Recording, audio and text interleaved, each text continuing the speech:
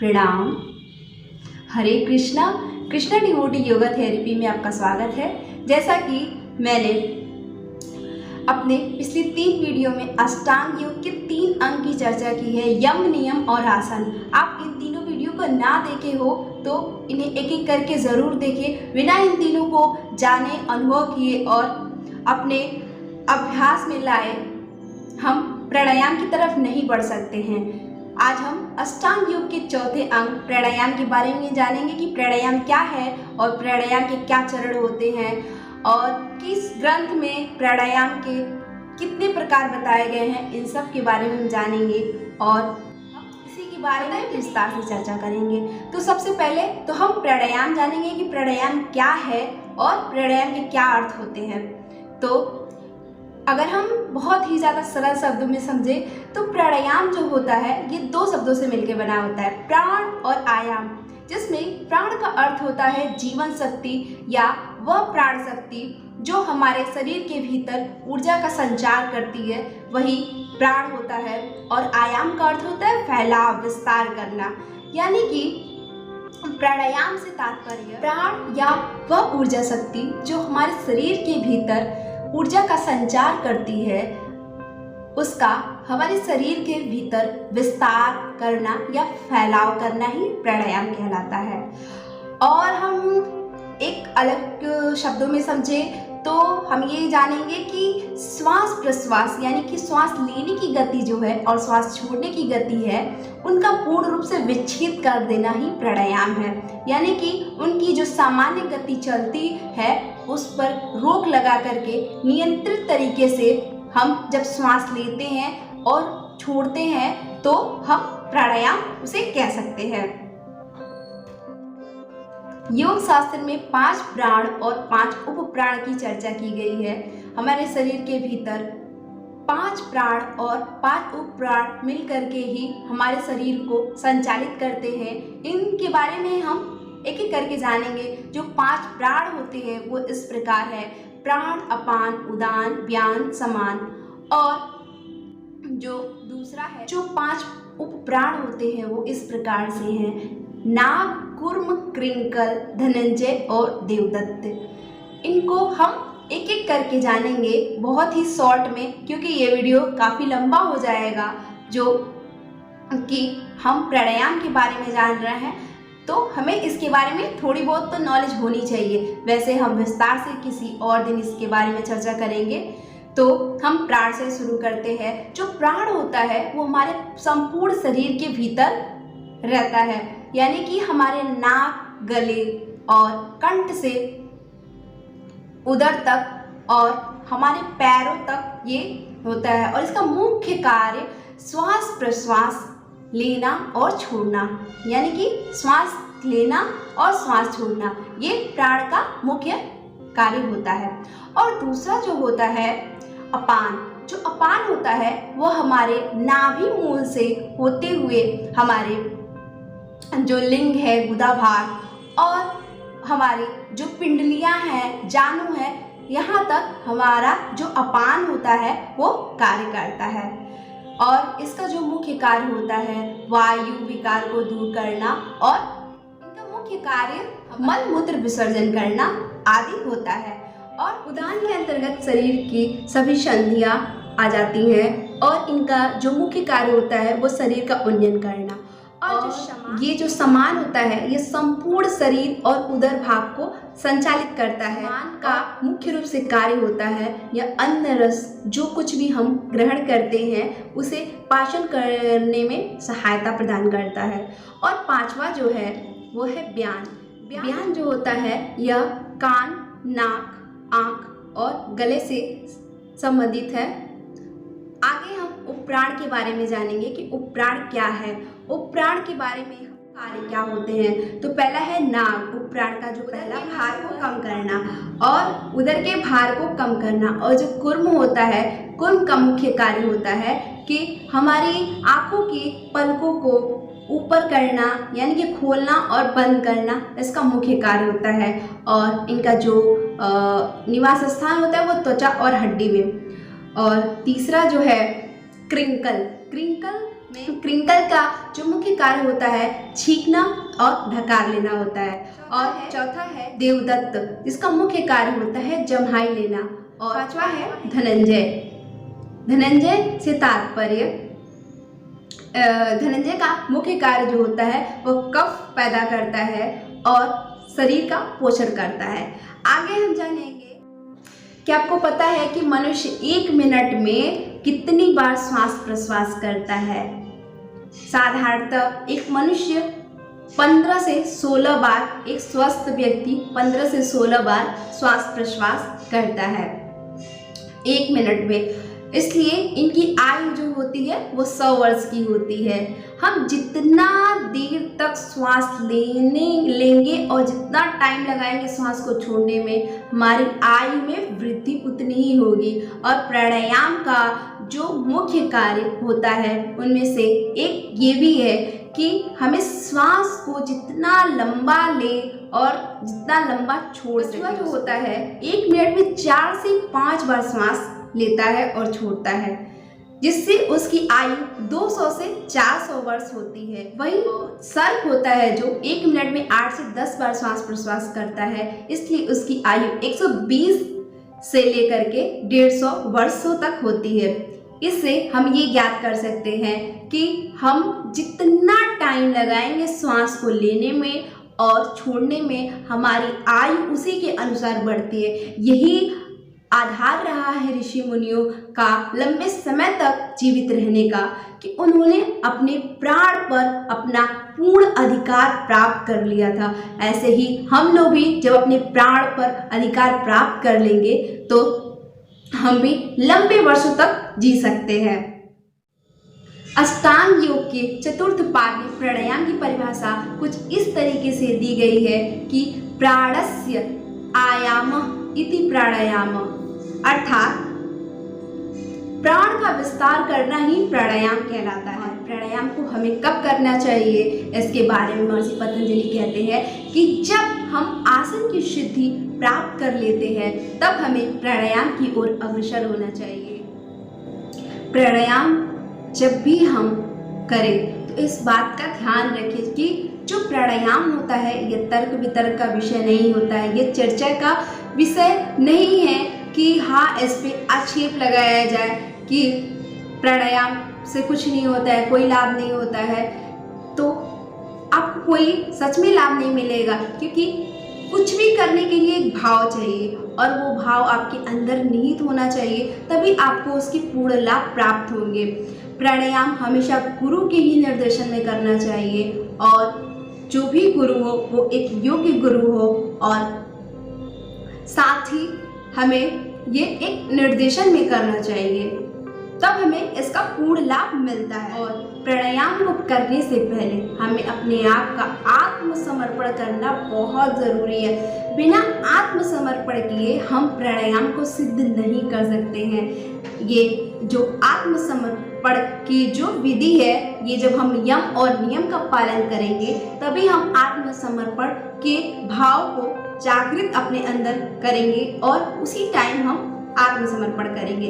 लेकिन अगर आप प्राणायाम को सिर्फ स्वास्थ्य की दृष्टि से कर रहे हैं तो आपको निश्चित रूप से ये लाभ तो मिलेगा, लेकिन अगर आप आध्यात्मिक दृष्टि से प्राणायाम कर रहे हैं आध्यात्मिक उन्नति के लिए, तो आपको यम नियम और आसन इन तीनों का विस्तार से पहले तो आपको अध्ययन करना होगा और फिर एक योग्य गुरु के निर्देशन में इनका पालन करते हुए अनुभव करना होगा, तब हम प्राणायाम की सिद्धि प्राप्त कर सकते हैं। आगे हम जानेंगे प्राणायाम के चरण क्या है और प्राणायाम के चरण की क्या टेक्निक है, क्या विधियां हैं और प्राणायाम के कितने चरण होते हैं। तो सबसे पहले तो हम जानेंगे कि प्राणायाम के चरण क्या है। प्राणायाम के चरण वे है जो हम प्राणायाम करते समय जो एक आवृत्ति होती है, उस एक आवृत्ति में जो भी प्रक्रियाएं अपनाई जाती है वही प्राणायाम का चरण होता है, यानी कि चरण कहते हैं। यानी कि प्राणायाम के चरण को हम इस प्रकार समझ सकते हैं कि प्राणायाम करते समय प्राणायाम की एक आवृत्ति में जो भी प्रक्रियाएं अपनाई जाती है वही प्राणायाम का चरण होता है। आगे हम जानेंगे कि प्राणायाम के चरण मुख्य रूप से कितने होते हैं। मुख्य रूप से प्राणायाम के जो चरण होते हैं वो 3 होते हैं। वो 3 इस प्रकार से हैं: पूरक, कुंभक, रेचक। पूरक से तात्पर्य होता है कि श्वास को अपने भीतर धीरे धीरे ग्रहण करना, और साथ ही कुंभक का अर्थ होता है जो श्वास हम ग्रहण किए हो उसे अपने अंदर रोकना, विस्तार करना या फैलाव करना। और विस्तार और फैलाव करने के बाद जो अंतिम का भाग रह जाता है रेचक। रेचक का अर्थ होता है कि अपने श्वास जो भी हम अपने भीतर श्वास को ग्रहण किए रहते हैं उसको धीरे धीरे छोड़ना, ये रेचक कहलाता है। और ये होते हैं कि पूरक, रेचक और कुंभक, ये 3 प्राणायाम के मुख्य भाग और मुख्य चरण होते हैं। प्राणायाम की सभी तकनीकियां इन्हीं के चरण पर पूर्ण रूप से निर्भर है। और ये जो पूरक, कुंभक और रेचक, इन तीनों का जो अनुपात होना चाहिए वह 1:4:2 के अनुपात में होना चाहिए। यानी कि हम अगर 20 सेकेंड ले रहे हैं श्वास को ग्रहण करने में, तो 20×4 हम करेंगे, श्वास को अंदर भीतर रोकेंगे। यानी कि 80 सेकेंड हम अपने भीतर श्वास को रोकेंगे, और हम श्वास को छोड़ते समय हम जब श्वास जो लिए रहेंगे उसका दुगुना समय लेते हुए हम छोड़ेंगे। यानी कि 20 सेकेंड हमने श्वास को लेने में लगाया है, तो 20×2 यानी कि 40 सेकेंड हमें श्वास को छोड़ने में लगाना है। ये एक उदाहरण है, आपको शुरू में अपनी क्षमता के अनुसार गुरु के निर्देशन में ही करना है। जब आप अभ्यस्त हो जाएंगे तो आप मिनटों तक इस तरीके से कर सकते हैं। श्वास को ग्रहण करने में 30 सेकेंड आप ले सकते हैं, 40 सेकेंड ले सकते हैं, आप अपनी क्षमता अनुसार कर सकते हैं। लेकिन अभ्यस्त होने पे इस शुरुआती दौर में आपको अपनी क्षमता के अनुसार गुरु के निर्देशन में ही करना है। मैंने तो बस एक उदाहरण के तौर पे समझाया है। ये जो आगे हम जानेंगे प्राणायाम के प्रकार क्या है। ये पतंजलि योग सूत्र में प्राणायाम के कितने प्रकार बताए गए हैं, और साथ ही हठ योग में कितने प्रकार प्राणायाम के बताए गए हैं, इन सब के बारे में हम जानेंगे करके। जो पतंजलि हैं, महर्षि पतंजलि, उन्होंने प्राणायाम के 4 प्रकार बताए हैं। वो इस प्रकार से हैं: बाह्य प्राणायाम, अभ्यंतर प्राणायाम, स्तंभ वृत्ति प्राणायाम, और चौथा है आपका विषयाक्षेपी प्राणायाम। जो बाह्य प्राणायाम होता है वो मुख्य रूप से रेचक होता है, यानी कि जब हम श्वास को छोड़ते हैं तो वो बाह्य प्राणायाम है। अभ्यंतर प्राणायाम वो पूरक होता है, यानी कि जब हम श्वास को ग्रहण करते हैं तो उसे हम अभ्यंतर प्राणायाम कहते हैं, और जब हम श्वास को अपने अंदर जो ग्रहण किए हैं उसे रोके रहते हैं तो उसे हम स्तंभ वृत्ति प्राणायाम कहते हैं। और चौथा है विषयाक्षेपी प्राणायाम। विषयाक्षेपी प्राणायाम से तात्पर्य होता है कि जब हम श्वास को न ले रहे हैं न छोड़ रहे हैं, वो जहाँ जिस रूप में जिस गति में है वहीं पे आपको कुंभक कर लेना ही आपका विषयाक्षेपी प्राणायाम होता है। हालांकि महर्षि पतंजलि ने प्राणायाम के प्रकार है, यानी कि जो प्राणायाम के चरण होते हैं उन्हीं को प्राणायाम के प्रकार के अंतर्गत रखा है महर्षि पतंजलि ने। लेकिन हठ योग में प्राणायाम की चर्चा की गई है कि प्राणायाम के कितने प्रकार होते हैं। हठ योग में प्राणायाम के कुंभक पर बल दिया गया है, यानी कि जो प्राणायाम की प्रक्रिया है उसमें सबसे ज़्यादा कुंभक पर बल दिया गया है। लेकिन घेन संहिता में प्राणायाम के 8 प्रकार बताए गए हैं। वो प्राणायाम के 8 प्रकार इस प्रकार से है: सही प्राणायाम, जिसमें पूरक, रेचक, कुंभक इन तीनों पर बल दिया गया है कि इन तीनों की प्रक्रिया को अपनाते हुए प्राणायाम करना। दूसरा है उज्जायी प्राणायाम, तीसरा है आपका भस्त्रिका प्राणायाम, चौथा है आपका भ्रामरी प्राणायाम, पांचवा है शीतली प्राणायाम, और छठा है मूर्छा प्राणायाम, और सातवां है केवली प्राणायाम, और आठवां है भ्रामरी प्राणायाम। हठ योग प्रदीपिका में भी प्राणायाम के 8 प्रकार बताए गए हैं। वो इस प्रकार से है कि सूर्य भेदन प्राणायाम, उज्जायी प्राणायाम, शीतली प्राणायाम, शीतकारी प्राणायाम, और भस्त्रिका प्राणायाम, भ्रामरी प्राणायाम, मूर्छा प्राणायाम और लावणी प्राणायाम। ये 8 प्रकार के होते हैं। हालांकि के बारे में अगर हम जाने तो हठ योग जो है, बस थोड़े शब्दों में हम जानेंगे कि हठ योग जो है वो उसका तात्पर्य होता है कि हठ पूर्वक किया गया योग ही हठ योग है। और हठ योग जो होता है वह ह और ठ दो शब्दों से मिलके बना होता है, जिससे हम हकार और ठकार कहते हैं। जो हकार होता है वो हमारा दाहिना नासारंध्र होता है और जो ठकार होता है वो हमारा बायां नासारंध्र होता है। और आगे हम जानेंगे कि प्राणायाम को हमें कहाँ करना चाहिए और उनका स्थान कैसा होना चाहिए। तो महर्षि पतंजलि कहते हैं कि जो हमारा प्राणायाम का जो स्थान होता है वह साफ सुथरा होना चाहिए, शुद्ध होना चाहिए, वायु युक्त होना चाहिए लेकिन तेज हवा नहीं होनी चाहिए, सूर्य का प्रकाश होना चाहिए लेकिन बहुत ही ज़्यादा मात्रा में ना हो कि हम प्राणायाम कर ही ना पाएँ, यानी कि अच्छा सा रोशनदान होना चाहिए।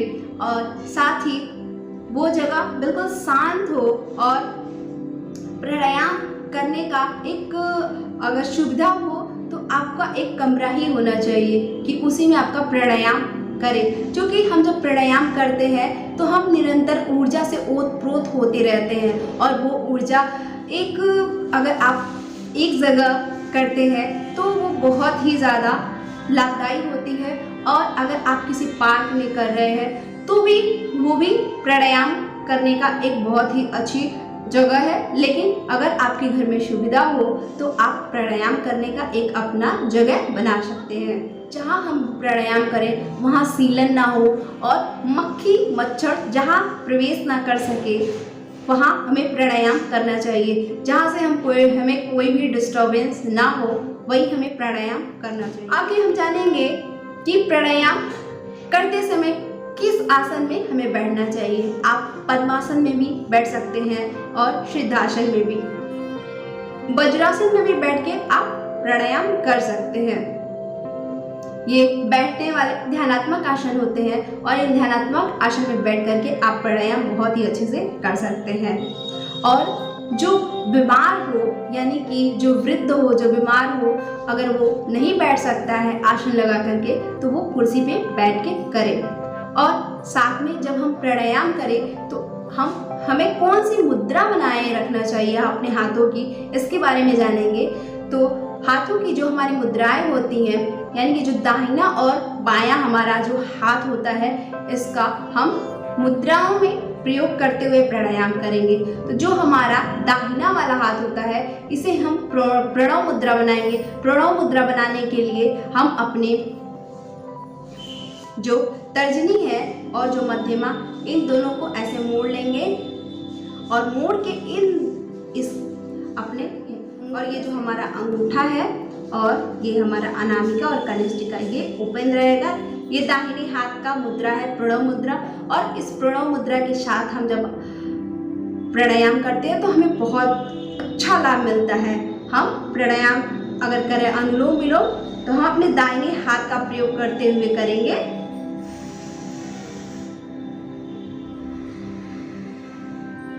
और जो हमारा बायां हाथ है उसको हम अपने घुटने पर रखेंगे। आप चाहे तो खुले हाथ में रख सकते हैं आकाश की तरफ रखते हुए, लेकिन आपको अगर बहुत ज़्यादा बेहतर लाभ चाहिए तो आप ज्ञान मुद्रा बना सकते हैं या अपान मुद्रा बना सकते हैं। तो ज्ञान मुद्रा हम जब अंगूठे को अपने तर्जनी के पोर से मिला देते हैं इस तरीके से और अपने घुटने पर रखते हैं तो ये हो जाता है हमारा ज्ञान मुद्रा। बाएं हाथ को हमें ज्ञान मुद्रा में रखते हुए और दाएं हाथ को हम प्रणव मुद्रा में रखते हुए प्राणायाम करेंगे। आगे हम जानेंगे कि प्राणायाम को करते समय कौन से बंद लगाने चाहिए।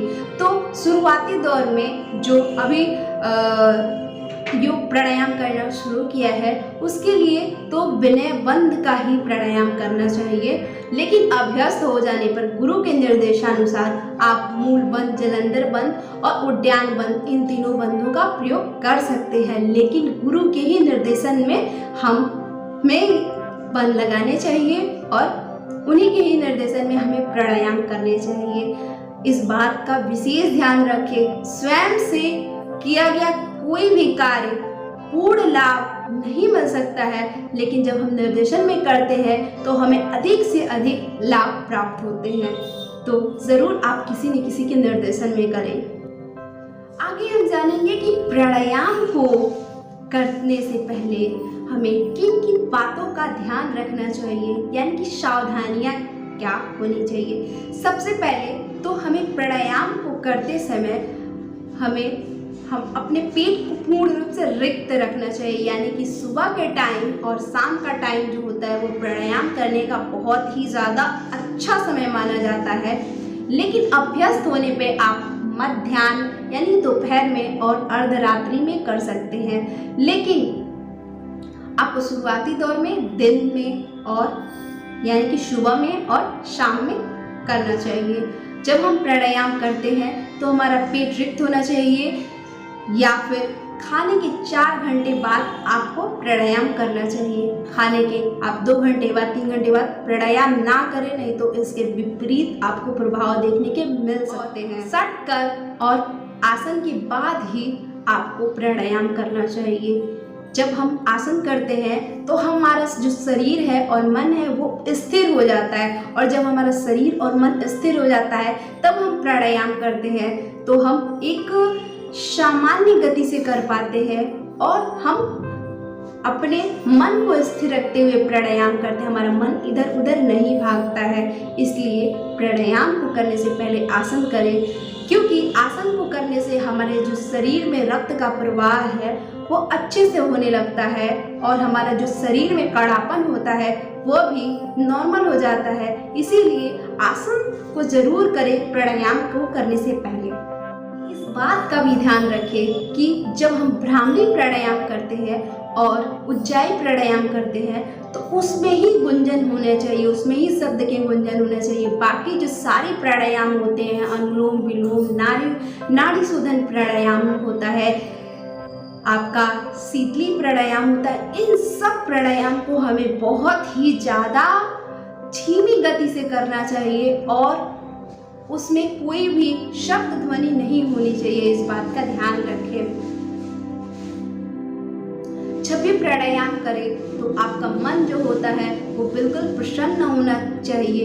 तनाव में प्राणायाम ना करें। आप सामान्य तरीके से श्वास ले सकते हैं, छोड़ सकते हैं तनाव में, लेकिन तनाव में आपको प्राणायाम नहीं करना चाहिए, नहीं तो आपको इसके विपरीत परिणाम देखने को मिल सकते हैं। और साथ ही हम जब चिंता में रहें या फिर बहुत ही ज़्यादा एक्साइटेड रहें, उत्सुक रहें किसी चीज़ के प्रति, उस टाइम में हमें प्राणायाम नहीं करना चाहिए। हमारा जो शरीर है, मन है, वो स्थिर होने के बाद ही हमें प्राणायाम करना चाहिए, तभी हमें इसके पूर्ण लाभ मिल सकते हैं। सबसे महत्वपूर्ण बात कि किसी योग शिक्षक, जो योग शिक्षक हो, जो निपुण हो, जो आपको सही निर्देशन कर सके, उसी के निर्देशन में आपको प्राणायाम करना चाहिए। वही आपको एक बेहतर प्राणायाम के गति में, एक बेहतर प्राणायाम को करने में आपकी सहायता कर सकता है। साथ ही शुरू में हम जब प्राणायाम करेंगे तो कुंभक नहीं करेंगे, लेकिन धीरे धीरे पहले सप्ताह में हम 4 सेकेंड तक श्वास को रोकेंगे भीतर, धीरे धीरे दूसरे सप्ताह में हम 8 सेकेंड, तीसरे सप्ताह में 16 सेकेंड और चौथे सप्ताह में 32 सेकेंड। इस तरीके से आप अपनी क्षमता अनुसार इंक्रीज कर सकते हैं, यानी बढ़ा सकते हैं श्वास को भीतर रोकने की गति को। प्राणायाम का अर्थ ही होता है कि अपने शरीर के भीतर जो ग्रहण किए गए श्वास है उसका पूर्ण रूप से अपने शरीर के भीतर हर कोशिका में विस्तार करना। यही प्राणायाम का निचोड़ होता है। जो कोई भी उपवास किया हो उसे प्राणायाम नहीं करना चाहिए, और साथ ही जो रोग से ग्रसित है उससे भी किसी के निर्देशन में, किसी गुरु के निर्देशन में ही प्राणायाम करना चाहिए। और स्वयं से प्राणायाम अगर आप करते हैं, किसी रोग से ग्रसित है, किसी व्याधि से ग्रसित है, तो आपको विपरीत परिणाम देखने को मिल सकते हैं। साथ ही जब आपको ज्वर हुआ हो यानी बुखार से पीड़ित हो तो इस टाइम में आपको उसमें पूर्ण श्रद्धा होनी चाहिए, आपका आत्मसमर्पण होना चाहिए। आप उसे तर्क वितर्क का विषय ना बनाएं, लेकिन एक समर्पण का भाव रखते हुए अगर आप प्राणायाम करते हैं तो ही आपको इसके लाभ। जब भी हमें कोई भी प्राणायाम करना चाहिए तो इस बात का विशेष ध्यान रखें कि प्राणायाम को करने से पूर्व और प्राणायाम को करने के बाद हमें ओम का उच्चारण जरूर करना चाहिए, उद्गीत जरूर करना चाहिए। इस बात का विशेष ध्यान रखें। आपको प्राणायाम को करते समय कौन कौन सी बाधाएं होती है? 2 बाधाएं होती हैं, शारीरिक बाधाएं और मानसिक बाधाएं। शारीरिक बाधाएं में आपके व्याधि आ जाती है और आलस्य, शरीर का शिथिलता, ये सारे शारीरिक बाधाओं के अंतर्गत आते हैं। और मानसिक बाधाएं जो है वह आपके मन की चंचलता है, मन का अस्थिर होना और अविरति या भ्रांति, यानी कि हम प्राणायाम को करते समय हमारा जो भी भ्रांतियाँ होती हैं वो भी प्राणायाम को बहुत ज़्यादा प्रभावित करती हैं। तो इन सब चीज़ों का भी निदान हमें गुरु के निर्देशन में ही मिलता है। आगे सबसे लास्ट में जानेंगे कि प्राणायाम के करने के क्या क्या लाभ होते हैं और इनको करने के बाद हमें कैसी अनुभूति होती है। तो सबसे पहले तो हमें प्राणायाम के लाभ के बारे में हम जानेंगे। तो पहला है आपका ये बुढ़ापे को दूर रखता है जो प्राणायाम होता है। साथ में हमें शरीर को स्वस्थ रखने में पूर्ण सहायता देता है और आपकी आध्यात्मिक लाभ में भी बहुत ज़्यादा मदद करता है। आपकी आध्यात्मिक उन्नति में बहुत मदद करता है। ब्रह्मचर्य का पालन करने में भी बहुत ही ज़्यादा मददगार सिद्ध होता है। साथ ही यह आत्म केंद्रित बनाता है और आपको अंतर्मुखी बनाने में सहायता करता है। आप स्वयं को जानते हो, स्वयं को खोजते हो, इसमें भी प्राणायाम महत्वपूर्ण भूमिका निभाता है। साथ ही यह शरीर के समस्त अंगों को लाभ पहुंचाता है। साथ ही हमारे जठराग्नि को भी तेज करता है, रोग प्रतिरोधक क्षमता को भी बढ़ाता है और भी बहुत सारे लाभ होते हैं। और ये लाभ आपको तभी मिलेंगे जब आप अपने जीवन में प्राणायाम को अपनाएंगे। आगे हम अगला जो अंग है अष्टांग योग का वो है प्रत्याहार, यानी कि प्रत्याहार की चर्चा जानने के लिए आपको मेरी अगली वीडियो का इंतज़ार करना होगा। और अगर आपको मेरी ये वीडियो थोड़ी सी भी अच्छी लगी लाइक करें और वीडियो को शेयर ज़रूर करें। साथ ही साथ मैं अपने वाणी को विराम देती हूँ। प्रणाम। हरे कृष्णा।